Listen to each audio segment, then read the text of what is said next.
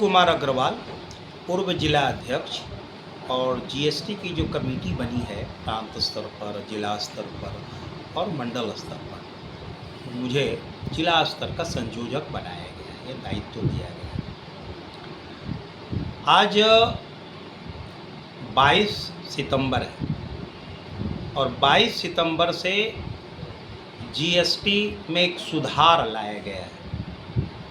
सुधार के तहत बहुत सारी ऐसी आवश्यक वस्तुएं, खाने पीने की दवा, ऐसी आवश्यक दवा, कृषि से संबंधित कुछ उपकरण जो शून्य कर दिया गया है, 0%, यानी जीएसटी उसमें लगेगा ही नहीं।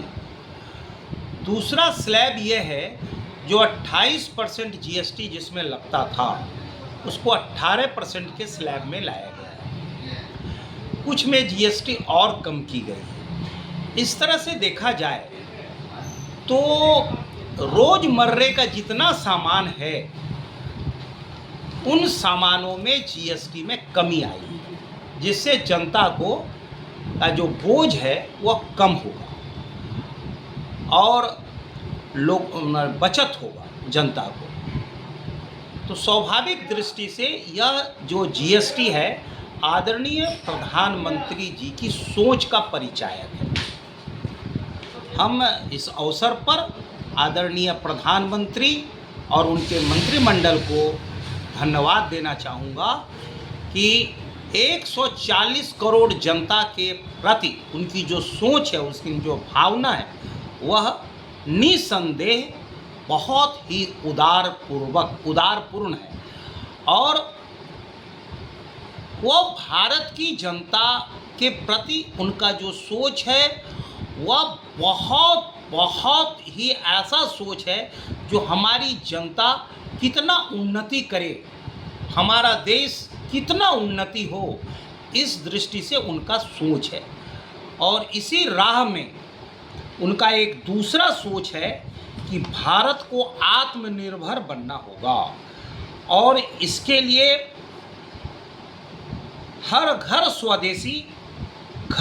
स्वदेशी का नारा भारतीय जनता पार्टी ने दिया।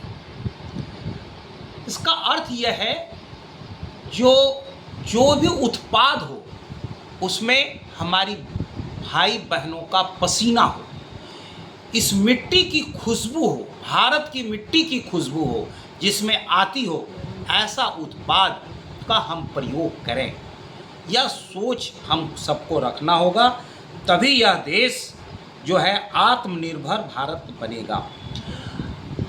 प्रधानमंत्री जी का सोच है कि 2047 तक हम विकसित राष्ट्रों की श्रेणी में आ जाएंगे। इसके लिए भारत को आत्मनिर्भर बनने की आवश्यकता है।